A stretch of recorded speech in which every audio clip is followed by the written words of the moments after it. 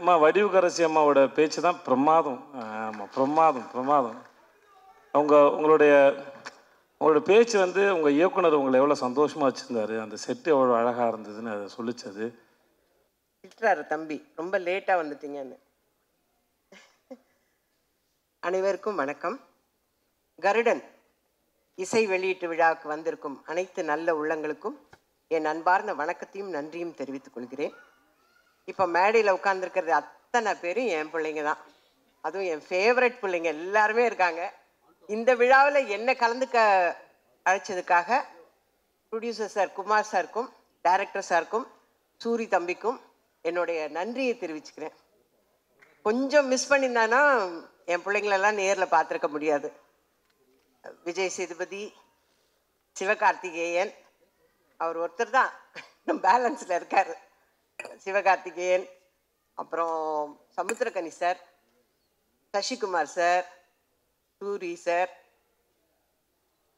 அதை விட சூரி சாரை ஒரு நல்ல ஹீரோ அப்படின்னு நமக்கு கண்டுபிடிச்சு கொடுத்த இயக்குனர், அவருக்கு இந்த நேரத்தில் நான் வந்து நன்றியை தெரிவிச்சுக்கிறேன். சசிகுமார் சார் சொன்ன மாதிரி நான் நிறைய நேரம் பேசலை, ஏன்னா ரொம்ப லேட்டாக வந்துட்டேன். சசிகுமார் சார் சொன்ன மாதிரி நாளைக்கு ஷூட்டிங்னா நான் இன்னைக்கு தான் கன்ஃபார்ம் பண்ணேன். செப்டம்பர் 10 அன்னைக்கு மேனேஜர் சார் ஃபோன் பண்ணி என்னை கூப்பிட்றாரு. அப்பயே யோசித்தேன், ஏதோ ஒரு சப்ஸ்டியூட்டாக தான் இருக்கணும். பரவாயில்ல, பிரபஞ்சம் வந்து நமக்கு வந்து ஒரு அதிர்ஷ்டத்தை கொடுக்குது, அதை வேண்டானே சொல்லக்கூடாதுன்னு. ஓகே சார், நான் இப்படியாவது காரில் கிளம்பி கும்பகோணம் வந்துடுறேன் அப்படின்னு சொன்னேன். 2 மணி கால் ஷீட். செப்டம்பர் 11 அன்னைக்கு நான் போய் கோவிலில், நல்ல சகுனம் பாருங்கள், நான் கோவிலில் தான் வந்து இயக்குனரை மீட் பண்ணேன். நான் அவருக்கு முதல்ல எடுத்தோன்னே தேங்க்ஸ் தான் சொன்னேன். இந்த கேரக்டருக்கு என்னை செலக்ட் பண்ணதுக்காக ரொம்ப நன்றிங்க சார். ஏன்னா இப்போ இருக்கிற யங்ஸ்டர்ஸ் எல்லாம் எங்களுக்கெல்லாம் வாய்ப்பு கொடுக்குறாங்கன்னா அது மிகப்பெரிய அதிர்ஷ்டம் எங்களுக்கு. அதனால நன்றி சார்ன்னு நான் ஃபஸ்ட்டு எடுத்தோன்னே அவருக்கு தேங்க்ஸ் சொன்னேன். அப்புறம் கதையெல்லாம் கேட்குற அளவுக்குலாம் கிடையாது, நம்ம சொன்ன கேரக்டர் இந்த மாதிரி நாங்கள் ஓகே, அவ்வளோதான். எனக்கு எதுவுமே தெரியாது. நான் வந்து கேரளாலேருந்து வந்திருக்காருல அந்த தம்பியோட அப்பத்தான், அவரோட ஃப்ரெண்டு சூரி சார், அவங்க 2 பேருக்கும் ஃப்ரெண்டு சசிகுமார் சார். எனக்கு அங்கே போனதுக்கு அப்புறம் தான் தெரியும் சசிகுமார் சார் இருக்காரா, ஹை அப்படின்னு இருந்தது. அதுக்கப்புறம் சமுத்திரக்கனி சார் வரார், ஆனால் காம்பினேஷன் இல்லைன்னு வச்சுக்கோங்க. நாங்கள் வேற ஒரு படத்தில் காம்பினேஷனில் நடிச்சிட்டோம். அப்படியா? இப்போ வந்து அப்போ தான் சொல்கிறாங்க சூரி சார் இந்த படத்தில் ஹீரோ. அப்படியா? எல்லாமே ஒரு ஆச்சரியக்குறியிலே நான் கேட்டுட்டு நடிக்க ஆரம்பித்தேன். அந்த படம் நடித்தேன்னு சொல்கிறத விட வேலை பார்த்தேன், அவ்வளோதான். அதில் டைரக்டரோட இன்ஸ்ட்ரக்ஷன் தான், ஒரு ஹேண்ட் பேக் எல்லாம் மாட்டிக்கணும், வாட்ச் கட்டிக்கணும், இதெல்லாம் வந்து டைரக்டர் தான் வந்து ஃப்ரேம் பண்ணார். நான் அவர்கிட்ட சொல்லிட்டேன், நான் பிளாங்காக வந்திருக்கிறேன் சார், நீங்கள் என்ன சொல்கிறீங்களோ அதை செய்கிறேன் அப்படின்னு. வில்சன் சாரோட நான் ஏற்கனவே அவரோட ஃபஸ்ட்டு படம் சுந்தரபுருஷனில் நான் ஆக்ட் பண்ணியிருக்கேன். அவரோட படம் ரிலீஸ் அப்போ நாங்கள் எல்லாரும் பொள்ளாச்சியில் படம் பார்க்குறோம். ஒரு மேகம் ஷார்ட் போட்டதுக்கு அந்த தேட்டரே கிளாப் பண்ணியே அடங்கலை அந்த சாங்கில். ஞாபகம் இருக்கா சார்? ஓகே, நான் தான் சார் சொல்கிறேன். அந்த அவரோடைய மறுபடியும் நான் போய் நடிக்கிறேன். நான் அவரை பார்த்தோன்னே சொல்லிட்டேன், ஓகே, நோ மேக்கப். அப்பா, அங்கே ஒரு பெரிய ரிலீஃப். ஏன்னா மேக்கப் போட விட மாட்டார், லிப்ஸ்டிக் கூட போட விட மாட்டார். அந்த அளவுக்கு ஒருத்தருமே போடக்கூடாது. ஹீரோயின் போட்டு வந்து உட்கார்ந்தது அப்போயே நான் நினச்சேன், இதை தொடக்க சொல்ல போகிறாருன்னு. அதே மாதிரி தான் நடந்தது. ஆனால் ஸ்க்ரீனில் பாருங்கள், அவ்வளோ அழகாக இருக்கும் எல்லாமே. இந்த படம் நடிச்சிட்டு இருக்கும் போது ஒரு நாள் நான் வந்து விடுதலை படத்தை வந்து ஜீ தமிழில் பார்த்தோன்னே நான் பார்த்துட்டே என் வீட்டில் தான் பார்க்குறேன். நான் எந்திரிச்சு நின்றுட்டேன், இது சூர்யா, இது சூர்யா, இது அவ்வளோ ஆச்சரியமாக இருந்தது. ஏன்னா நான் அவர் கூட விரும்பன்லாம் பண்ணும்போது காமெடி தான், நிறைய படங்களும் பார்த்துருக்கேன்.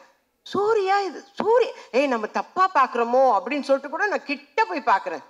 அவர் அந்த வாத்தியார் விஜய் சேதுபதியை பிடிச்சி கொடுக்கணுங்கிறதுக்காக இங்கேருந்து ஜம்ப் பண்ணுறாரு, அங்கேருந்து ஜம்ப் பண்ணுறாரு. எனக்கு ஆச்சரியமா போச்சு. அடுத்த 2 நாள் கழிச்சு அவரை மீட் பண்ணோடனே நான் கட்டி பிடிச்சிக்கிட்டேன். எப்பா நீயாப்பா இப்படி பண்ண, எப்படிப்பா அந்த டைரக்டருக்கு தோணுச்சு?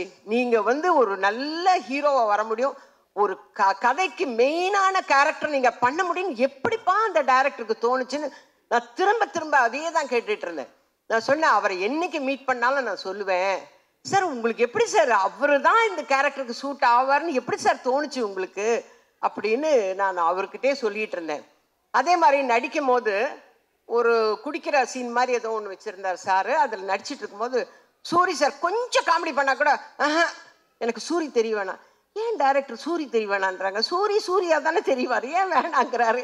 எனக்கு அதெல்லாம் புரியல. ஏன்னா நான் கதையே கேட்கல, நமக்கு சொல்லவும் இல்லை. டக்கு டக்குன்னு ஒன்று சொல்லுவார் டைரக்டர், சூரி தெரிய வேண்டாம், எனக்கு சொக்கன் தான் தெரியணும், சொக்கன் தான் தெரியணும், சூரி தெரிய வேணாம்மா. என்ன ஏன் அப்படிங்கிறதுக்கு காரணம் தெரியல. ஆனால் இப்போ இவங்க எல்லாம் பேசுனதை வச்சு இப்போ எனக்கு தெரியுது. அதே மாதிரி fight, night effect fight, morning எல்லாம் சீன் எடுத்துன்னு இருப்பாரு. அப்பவே பாவமாக இருக்கும். அவர் பாட்டுக்கு ஜாலியாக ஏதோ காமெடி பண்ணிட்டு அப்படி ஓடி நின்றவரை புழிஞ்சிட்டாங்க, நல்லாவே புழிஞ்சாங்க. அது நல்லா தெரிஞ்சது எனக்கு, நல்லா புழிஞ்சு எடுத்துட்டாங்க. அதே மாதிரி சசிகுமார் சார் வரும்போதெல்லாம் எங்கள் வீட்டில் என் தங்கச்சி சொல்வா, சசிகுமார் சார் படம்னா எனக்கு ரொம்ப பிடிக்கும்னு. அவள் எத்தனை தடவை போட்டாலும் உட்காந்து பார்ப்பா. நான் சொல்லுவேன், இதை தான் போன வாரம் பார்த்தல, அதையே உட்காந்து, இல்லை எனக்கு அவரை பிடிக்கும். அதனால நான் சொன்னேன் ஃபோனில், இந்த மாதிரி சசிகுமார் சாரோட நடிக்கிறேன் அப்படின்னா, ஐயோ தயவு செஞ்சு அவரோட நின்று ஃபோட்டோ எடுத்துன்னு வந்து. எனக்கு கூச்சமாக இருக்குது அவங்கக்கிட்ட போய் ஒரு ஃபோட்டோ எடுக்கணும் தம்பி, ஒரு ஃபோட்டோ எடுக்கணும் தம்பின்னு எப்படி நம்ம கேட்குறது அப்படின்னு. அப்புறம் சொல்லிட்டேன், என் தங்கச்சிக்கு உங்களை ரொம்ப பிடிக்கும், அதனால் உங்களோட ஒரு ஃபோட்டோ எடுக்கணும்னு. அந்த ஷூட்டிங்கே வந்து நான் ரொம்ப ஜாலியாக இருந்தேன். எனக்கு கடைசி வரலாம் குமார் சார் தான் ப்ரொடியூசருங்கிறதே தெரியாதுங்க. டப்பிங்கு போகும்போது தான் எனக்கு தெரியும். எனக்கு டோட்டலாக கதையும் தெரியாது, யார் யார் நடிக்கிறாங்கன்னு தெரியாது, யார் டைரக்டரும் தெரியாது. செப்டம்பர் 10ஆம் தேதி லோகநாதன் சார் ஃபோன் பண்ணுறாரு, கன்ஃபார்ம் பண்ணுறாரு. 11ஆம் தேதி காலையில் புறப்பட்டு போகிறேன், 2 மணிக்கு நடிக்க ஆரம்பிச்சு. இதுதான் தெரியும் எனக்கு. டோட்டலாக எனக்கு எதுவுமே தெரியாது. ஆனால் ரொம்ப சந்தோஷமாக இருந்தேங்க, ரொம்ப. அதாவது என்னோட அசிஸ்டண்ட்டே சொல்லுவான், ஐயோ இந்த படம் சீக்கிரம் முடிஞ்சிடுச்சம்மா, இதுக்கு மேலெல்லாம் நம்மளை வச்சு வேலை வாங்க மாட்டாங்க அப்படின்னு சொல்லுவேன். அவ்வளோ சந்தோஷமாக ஒர்க் பண்ண படம் இது. ஆச்சரியக்குறியோடவே ஒர்க் பண்ண படம். ஏன்னா விடுதலை பார்த்ததுக்கப்புறம் இப்படி ஒரு ஹீரோ இருக்காரு, இப்படி ஒரு கேரக்டர் ஆர்டிஸ்ட் இருக்கார் நமக்கு அப்படின்னு தெரிய வச்சது. அதே மாதிரி மலையாளத்துலேருந்து வந்த ஹீரோ இருக்காரு பாருங்க, டைரக்டர் சொன்னார் இல்லைங்களா, அவரை வந்து ஒரு வெறியோட தான் நடிப்பார். அது உண்மை. ஒரே ஷார்ட்டில் கிளைமேக்ஸ்க்கு முன்னாடி அப்படி வந்து பிடிக்கணும். ஃபர்ஸ்ட் டே பிடிக்கும் போது அப்படி லேசாக பிடிச்சது, அவ்வளோதான் பிடிப்பாருன்னு. அடுத்து டேக்கப் அப்படி பிடிச்சாரு, அப்படி நின்றுச்சு. ஐயோ இந்த பையன் எப்படி பிடிக்கிறானே அப்படின்னு. அந்த அளவுக்கு ரொம்ப இன்வால்மெண்ட்டோட அவர் நடித்தார். ஹீரோயின்ஸோடலாம் அவ்வளோ காம்பினேஷன் இல்லை, பட் எல்லாருமே ரொம்ப அழகான ஹீரோயின்ஸு. ஏன்னா எங்கள் வில்சன் சார் கைப்பட்டாவே அப்புறம் எப்படி இருக்கும் சார், அப்படி கொடுப்பீங்கன்னு சொல்லுவார். அவ்வளோ சூப்பராக எடுத்திருக்காங்க. நான் ரொம்ப சந்தோஷமாக நடித்த படம் இது. சமீப காலத்தில் நான் நடித்ததுலேயே ரொம்ப சந்தோஷப்பட்டு நடித்த படம் இது. அந்த மாதிரி விரைவில் நான் வந்து சிவகார்த்திகேயன் சாரோடவும் ரொம்ப சந்தோஷமாக ஒரு படம் நடிப்பேன்னு எதிர்பார்க்குறேன். இதோட எத்தனை தடவை தான் நான் இதை சொல்கிறதுனே தெரில. நானும் சொல்லி சொல்லி சொல்லி போப்பான ஆகிப்போச்சுங்க எனக்கு உண்மையிலேயே. இப்படி அங்கே இப்படியா சான்ஸ் கேட்குறது இல்லைன்னா நான் போய் அவங்க ப்ரொடக்ஷன்லேயாவது வேலை செய்ய போகிறேன் நான். ஏன்னா நாங்கள் வந்து இடம்பொருள் ஏவலில் வந்து 14 நாள் விஜய் சேதுபதியோட, ஐயோ அவ்வளோ ஸ்வீட்டுங்க அந்த பையனே சொல்லிக்கிறேன்ப்பா, பரவாயில்லையா? ஆமாம், அந்த பிள்ளை அவ்வளோ ஸ்வீட், அவ்வளோ நல்ல பிள்ளை. எல்லாருக்கும் சிக்கன் பிரியாணி வாங்கி கொடுத்தா எனக்கு மட்டும் மதுரையிலேருந்து மட்டன் பிரியாணி வாங்கி வர்றாரு. அதே மாதிரி தான் சூரி, அவங்க ஹோட்டல்லேருந்து கோலா உருண்டை அது இதை சாப்பிட்டுன்னு சந்தோஷமாக இல்லாமல் எப்படி இருப்பேன் பின்ன. அந்த ஷூட்டிங்கில் சந்தோஷமாக இருந்ததுக்கு முக்கால்வாசி காரணம் சூரி சார் தான். மதுரையிலேருந்து சாப்பாடு எடுத்து வந்து தேனியில் கொடுப்பாரு. அந்த அளவுக்கு ரொம்ப எல்லாருமே சந்தோஷமாக வேலை செஞ்சுருக்குறோம் ஒரு ப்ராஜெக்டில் அப்படின்னாவே அந்த ப்ராஜெக்ட் வந்து எங்களுடைய பிளஸ்ஸிங்ஸ், எங்களுடைய சந்தோஷங்கள் அந்த ப்ராஜெக்டை நிச்சயமாக ஒரு வெற்றி ப்ராஜெக்டாக கொண்டு வரும். அதை மேலும் வெற்றி ஆக்குறது உங்கள் கையிலலாம் இருக்குது. இந்த அருமையான சந்தர்ப்பத்தை கொடுத்த அனைத்து நல்ல உள்ளங்களுக்கும் என்னோட அன்பார்ந்த நன்றியும் வணக்கத்தையும் தெரிவிச்சுக்கிறேன்.